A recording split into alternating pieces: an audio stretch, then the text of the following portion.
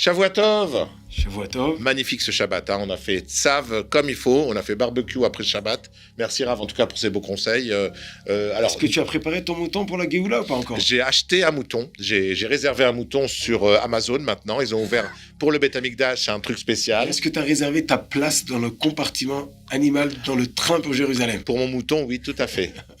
Et j'ai demandé pour l'aéroport, apparemment c'est pas prévu pour tout de suite, hein, l'aéroport à Jérusalem. Alors Rav, n'oublie pas la chambre d'hôtel avec. Non, chambre d'hôtel, ça, y a pas de problème. Rav, c'est quoi cette semaine la paracha? Shmini. Shmini. Shmini, ça veut dire 8e. Shemini. D'accord, le 8e. Pas alors, la cheminée. Non, pas la cheminée. 8e. Ok, alors de quoi on parle dans Shmini? Du 8e jour de l'inauguration. La semaine dernière, on a parlé des 7 premiers jours. Ah. Et le 8e jour. C'est encore une fête? Oui. Ah, donc, il y a 8 jours de fête, pardon, excusez-moi. Alors, Aaron à Cohen, il va amener son premier korban. Et il va demander... Son premier sacrifice. Il amène le sacrifice et la pasuk nous dit « Lechaper al chatotechem » pour pardonner les fautes. De quelle faute on parle? La faute du veau d'or? Faute du veau d'or. Donc les Juifs ont tout préparé. Ils ont construit le tabernacle. Ils ont préparé les Kohanim. Ils ont amené les korbanot. T'as vu, j'arrive à suivre. Hein. Ouais, je suis là. Et c'est le jour où tout le monde attend. Est-ce que on va être pardonné? Alors, comment on sait? Alors, qu'est-ce qu'il a fait, Aaron? Il a fait le korban. Il a aspergé le sang sur le misbéach. Il a amené les graisses. Il a mis les viandes. Et qu'est-ce qu'il a fait? Quand il a fini le travail, il est sorti vers le peuple et il les a bénis. Et il a attendu de voir la promesse. Et le feu est descendu du ciel et a brûlé la viande. Ah, il n'a pas allumé le feu. Donc, quand vous prenez votre barbecue, pas besoin de prendre le feu avec vous. Ah. C'est un cadeau d'Akadosh Baruch Hu qu'il a promis. Et c'est exceptionnel. Alors, prenez vos allumettes, pardon. Le feu, il est descendu. Ouais. Et là, tout le monde était content. Le pasteur me dit, Vaya Ronu, Rina, la Simcha. Et ils se sont prosternés. Rina, ça veut dire la Simcha? Oui, Anagila, Rina, Ditsa, Chedva. Ah, c'est beau. Donc, si votre fille s'appelle Rina, c'est qu'elle est joyeuse. Ok, alors, donc, ils ont été pardonnés. Ils ont reçu le cadeau qu'ils ont été pardonnés du Chet HaEgel. D'accord. Et Aaron, que lui était celui qui était dans l'histoire du veau d'or, oui. Les Juifs sont venus le voir, a reçu le pardon.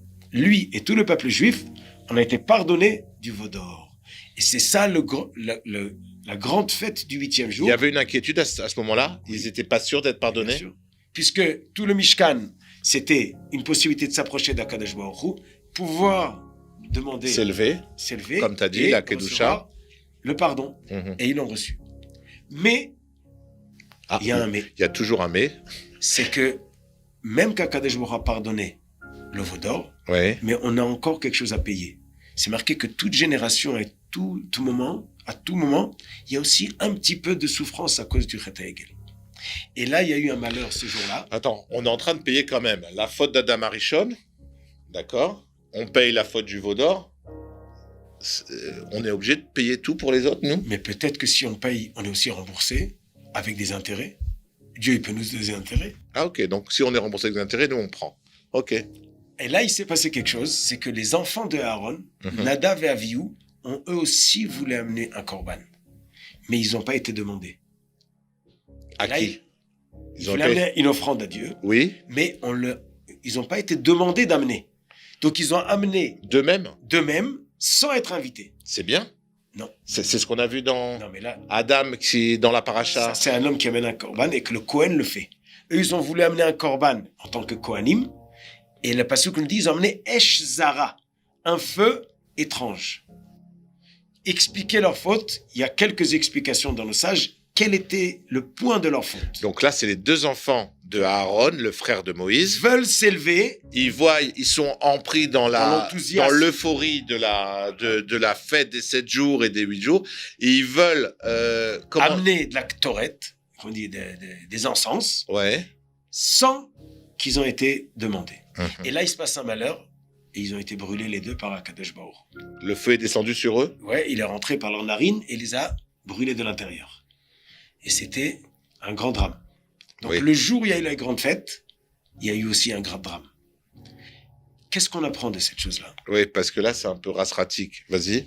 Et alors, d'abord, une des explications nous dit qu'ils devaient mourir déjà à un autre moment, à la fête qu'ils avaient fait à Matan Torah.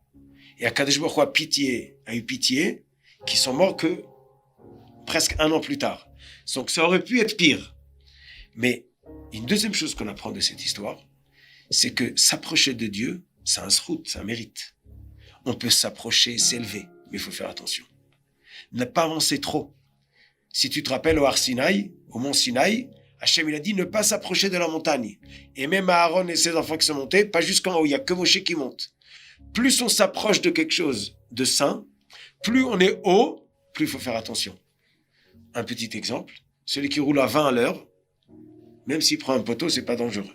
Mais s'il roule à 200 à l'heure, c'est mortel. Pour le poteau et pour lui-même.